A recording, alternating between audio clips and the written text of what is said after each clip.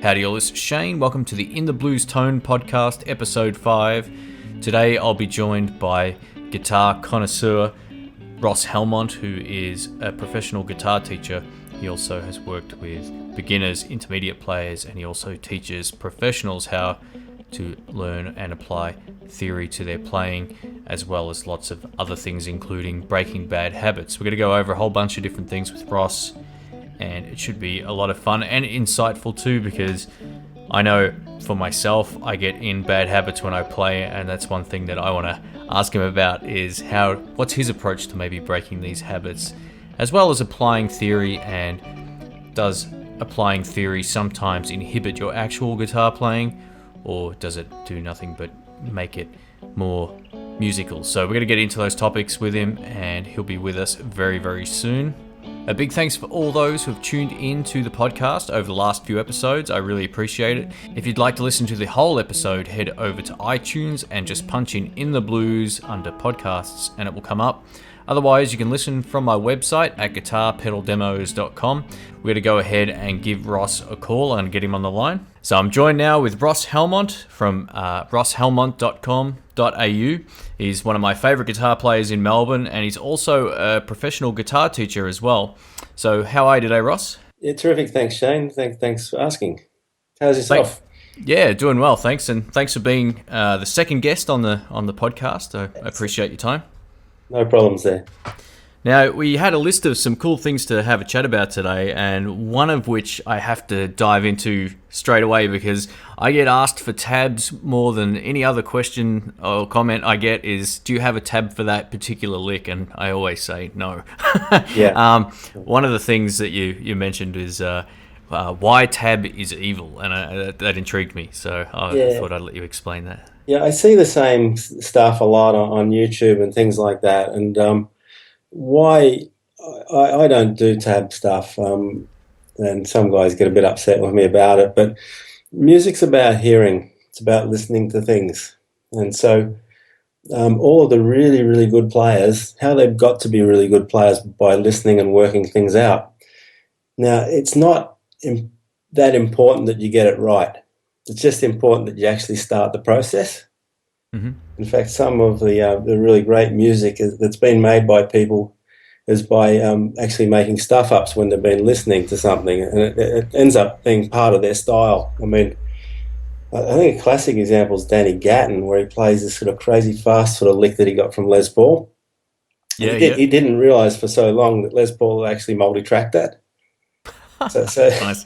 So he's wondering how in the hell he got it. And so Danny worked out how to play it, but he played it his own way, which wasn't multi-tracked at all. So, sometimes some really great licks and good things come out of just by listening and working things out. Another prime example, I think Elvis Costello talked about his songwriting, and he'd written a song in the style of Burt Bacharach before he'd met Burt. And anyway, he finally met Burt and they did an album at some stage. But before that, he met him in the studio and said, "Oh, come and have a listen to this song." And Burt goes, "Yeah, that's really good." He said, "Does it remind you of anyone?" "No." What do you mean? He said, it's supposed to be like you." I said, "Oh, yeah, okay."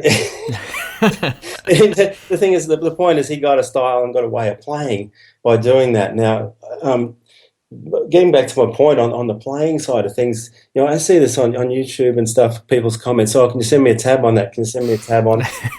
Yep. It drives me a bit batty because a lot of the time, the guys that have worked stuff out anyway don't have it totally right, so there's no guarantee the tab's right in the first place. Yep, and I totally agree. Because it's about hearing and listening, you're actually doing yourself a real disservice by not having an attempt or having a go at working it out yourself. Mm-hmm. There's some good slow downer programs around these days. So, it's not like the good old days where we used to have LP records and you'd put a coin on the stylus to try and slow it down, and then it would be in a different key and all that sort of thing. Now you don't have an excuse for not having a go at working stuff out. So all you're doing is doing yourself a big disservice by not trying that and just trying to work things out. Because when you do that, you actually listen and you start to get the phrasing and the nuance of what the person's playing. And absolutely. And the more you do it, the better you get at it.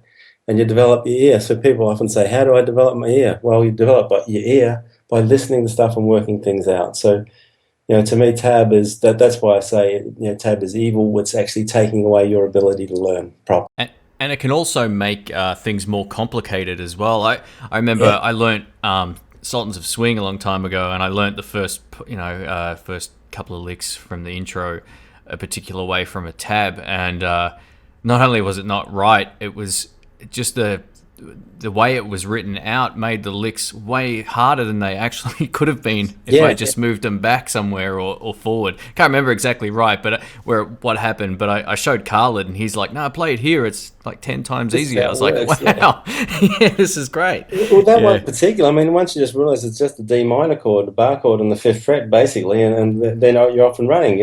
yeah, that's it. A guy came in actually one time for a lesson with me, and he played a version of what was it, the Led Zeppelin thing, "Stairway to Heaven," right, the Oh yeah, intro, and it was all broken. It was all like, I mean, the notes were all broken up and not played. They didn't flow smoothly. I yep, said, "Where did you get that?" He said, "Oh, off a tab."